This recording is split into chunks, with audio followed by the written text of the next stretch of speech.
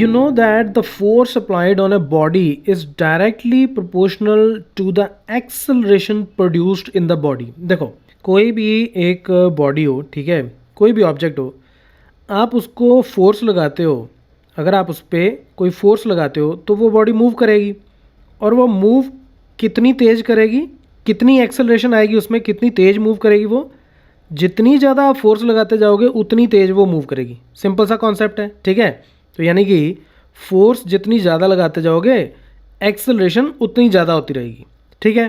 तो वही वो यहाँ बोल रहा है कि फोर्स जो है वो डायरेक्टली प्रोपोर्शनल होती है एक्सेलरेशन प्रोड्यूस्ड के, ठीक है.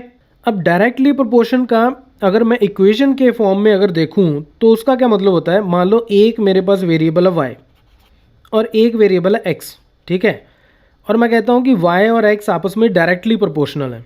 डायरेक्टली प्रोपोर्शनल का मतलब क्या है कि जैसे जैसे मैं x की वैल्यू इंक्रीज़ करूँगा वैसे वैसे y की वैल्यू भी इंक्रीज़ होगी, लेकिन कितनी इंक्रीज़ होगी ये डिपेंड करता है कि उसके साथ आपने कांस्टेंट क्या यूज़ किया है, ठीक है. k को आप कांस्टेंट मान लो, a b c कुछ भी मान लो. नॉर्मली हम इस तरह के क्वेश्चंस में इसको k लिख देते हैं, ठीक है. तो k मतलब एक कांस्टेंट वैल्यू, 1 हो सकता है, 2 हो सकता है, 3 हो सकता है, राइट. तो यानी कि y इज इक्वल टू के एक्स मैं इसको लिख सकता हूँ. ये हो गई मेरी फोर्स और x का मतलब क्या हो गया, ये हो गई मेरी एक्सेलरेशन, ठीक है.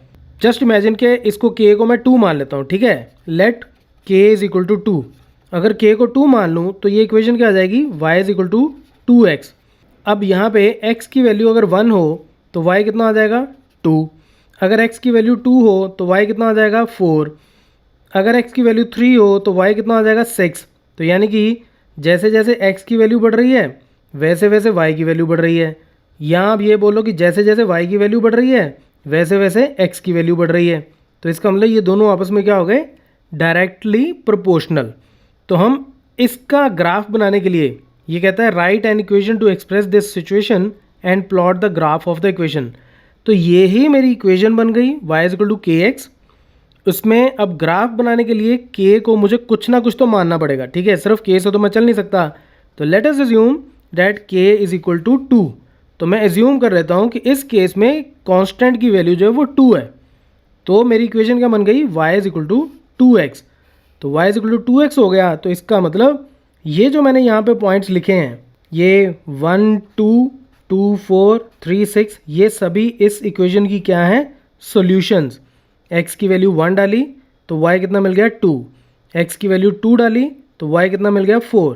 x की वैल्यू 3 डाली तो y कितना मिल गया 6. तो ये तीनों इसकी सॉल्यूशंस हैं. अब इन तीनों पॉइंट्स को अगर मैं ग्राफ के ऊपर ड्रॉ कर दूं तो वो मेरा ग्राफ बन जाएगा, राइट. तो 1 2 1 2 का मतलब ये 1 और ये यहाँ पे 2.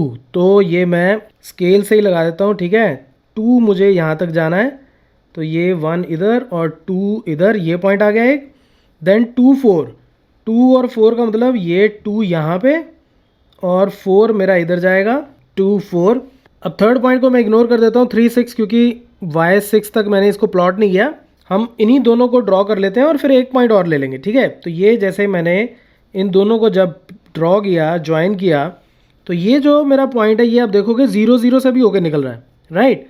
तो अगर आप चेक करोगे तो 0 0 भी इसकी सोल्यूशन होगा. अगर इसमें मैं x की वैल्यू 0 डाल दूँ तो y कितना आ जाएगा, 2 इंटू 0 यानी कि 0. तो 0 0 से भी ये ग्राफ मेरा होके निकलेगा. तो ये पॉइंट और ये पॉइंट, ये actually y is equal to 2x का एक ग्राफ हो गया, राइट. आप चाहो तो y is equal to 3x का बना लो, चाहे y is equal to 4x का बना लो. तो कैसा भी आप बना सकते हो. So that's it from this tutorial. Keep watching मैथमाफिया.